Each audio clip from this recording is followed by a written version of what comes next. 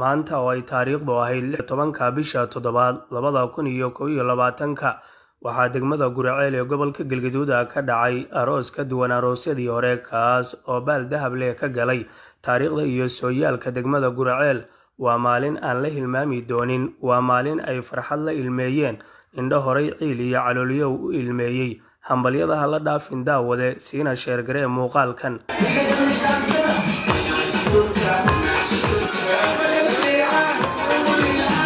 walaal aadan caabi jaamac oo ah wiil dhalinyaro oo loo diiday gabar uu jeclay sabab la xiriirta haybta dadka uu ka soo jeedo oo Soomaalidu ay ku sheegto dadka laga tirada badan yahay ayaa maanta Allah subhanahu wa ta'ala u suura galiyay inuu reer cusub yagleelo kadib markii aadan loo diiday gabadhii uu jeclay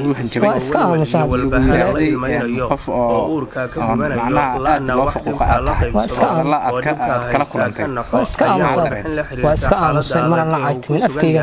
ka diyaarinay taas Kenya jirta gabadha Kenya annagoo ka codsanay bulshada Soomaaliyeed kuwa inay caawiyaan aababi iyo walaal aadan si qalbiga taabanaysa u hadlay kaaga gargaara ilaahay kaaga gargaara stitch samir muuji inaan samirta muhiim inaan maqalna dhacdo ah gabar aad doonteen adiga aabaha kadibna gabadhii la idin diiday arrinta maxaa ka jira arrintaas waa jirtaa gabadhiina waa noola diiday Sooriyadina waa laga qaado waayay xooga yaro ficilana waa lagu sameeyay waa gartay marka maadaama Sooriyadina la inka qaadan waayay ficilna la inku sameeyo ficilaad ka dhawaaj maxay yahay sababta markii aad iswarstaan adiga aab wuxuu yiri waa ka soo tagnay isaga u laabamayna wuu hadii saas ay jirto marka ka soo tagnana waa ka soo aamusna marka adoogayo ka itimaha noo yimid wax aan muslimka aan sheegi karin uu sheegay marka waa ka aamusnay waana uu naga tagay waa gartay markaasi adogu idin yimid ma wuxuu kala hadlayay xaalad deganaan ah oo in la dejiyo ah mise wuxuu kala hadlayay xaalad si qasaysay jawiga aad ku jirtaa gabadheeda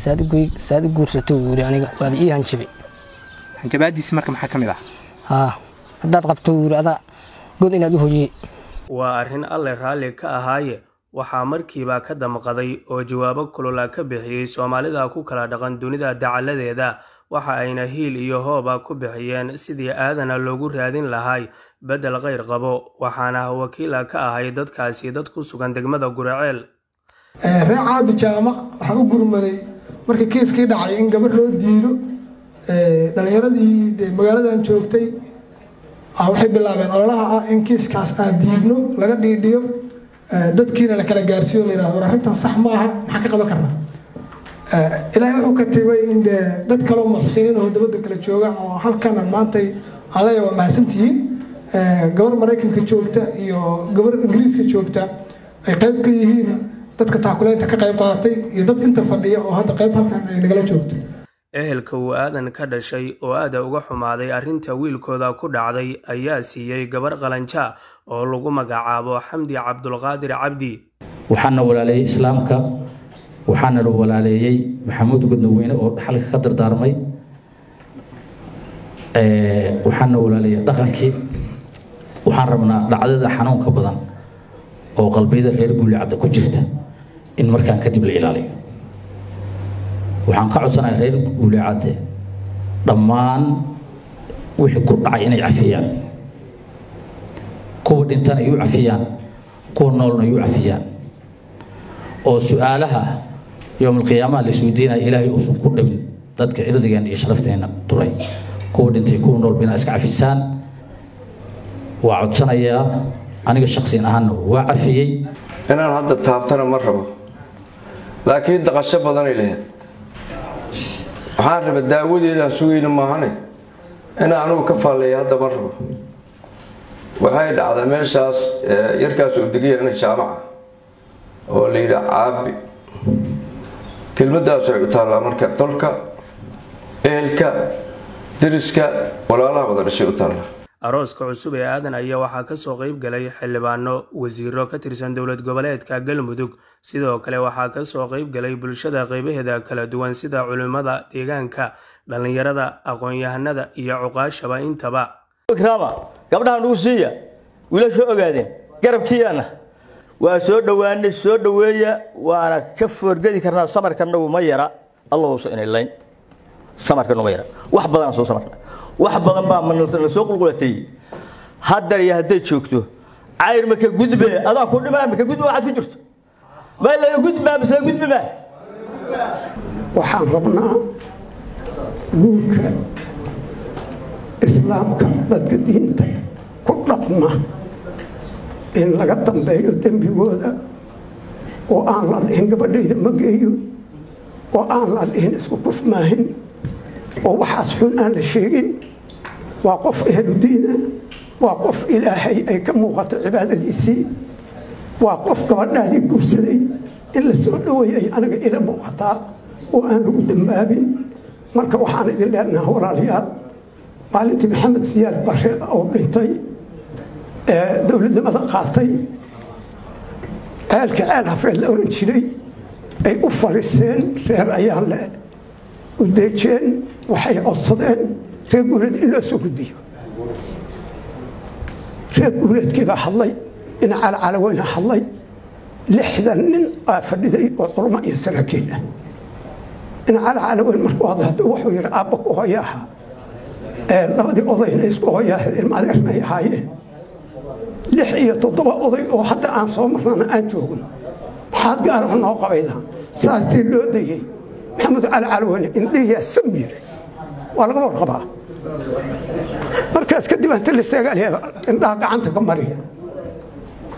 waad ka warqabtaan dad waa wada shay tixyaroo gabaya oo og tiriyey allah raxmadiisa iyo faarax suureye ku tiriyey reer guuleed ayaan rabaa anigu warkaan waa soo gabagabayna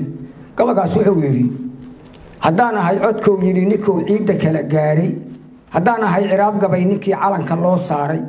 haddaan ahay caroole axmed iyo cuurka saba doortay ilaahay carshiga umayo ciidda hoos mariyey hayna cawina waxayna raba ciidda laga waayey niman inima ciilaanoo ciidda la ekaada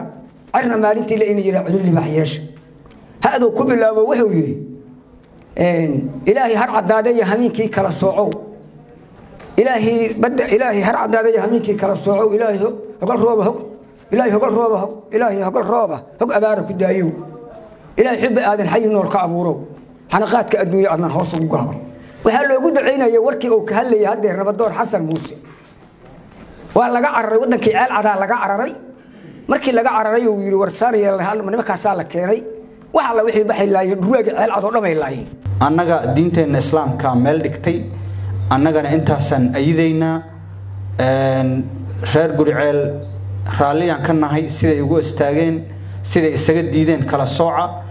dadkana xadiidka nabiga wuxuu ahaa dadka waxa u fiican midka dadka anfaco waxaan salaan kaga wadaa bahdii caasimadda dowlad goboleedka galmudug oo ugu horeeyo maayarkii caasimadda gudoomiyaha geed qorow oo ii soo wakiishay inaan xafladan aadka u qiimaha badan aan uga qayb galo anigoo ku matalaya bahdii caasimadda waxaan leeyahay iga guddooma xildhibaanka iyo caruuska aadan mataqaanaa ishay cabdi jaamac waqtiga aad u kooban waxay ku fiicnayd xafladdan inay xaflad waqti fiican ay sida tahay ugu horeyn waxaan rabaa inaan u hambaleeyo saaxiibkay aadan caabi ninka la yiraahdo waxaan rabaa inaan iraahdo saaxiib macaan hambaliyo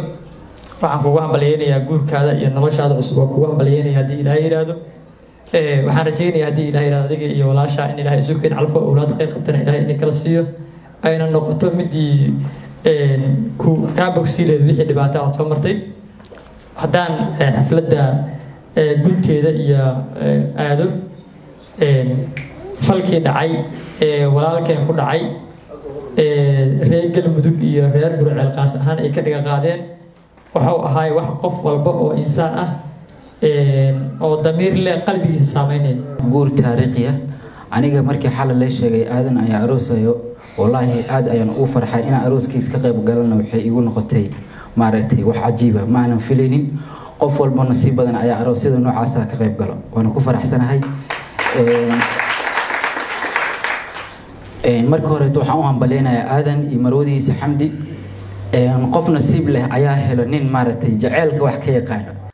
arooska walaal aadan caabi ayaa noqday kii ugu hadalaynta badnaa ee abid ka dhaca degmada Guriceel ee gobolka Galgaduud ee bartamaha Soomaaliya. aadan oo ka hadlay dareenkiisa iyo sida uu u arko reerkan cusub ayaa mar aan weydiinay su'aal waxa uu uga jawaabay sida tan. dareenkaygu waa fiican yahay beelna waa isaac wax farxad oo aan dareema caawa beelna aadan caawa waa wiilkii qalgalkaaga dhibaato badan iyo caqabado badan la soo kulantay meerkaaga dhacay maanta lagu sameeyay caawa arooska iyo gabadha qalgalkaaga maraysa bal ka waran dareenkaaga mar xilligii hore iyo hadda dareenkayga caawa beelna waa fiican yahay caawa dareenkayga beelna saac marwadayda ina joogto kaalis kaarwan beelna waa saac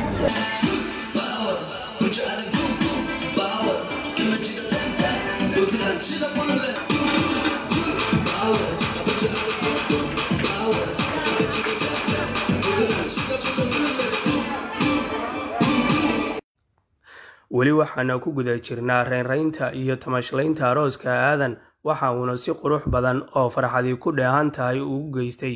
gurigiisa wajadii uu calmaday. annaguna waxaanu leenahay noqda kuwii isku waara oo ubad khayr leh kala helo. aamiin aamiin ducadu waa xaggiina daawade.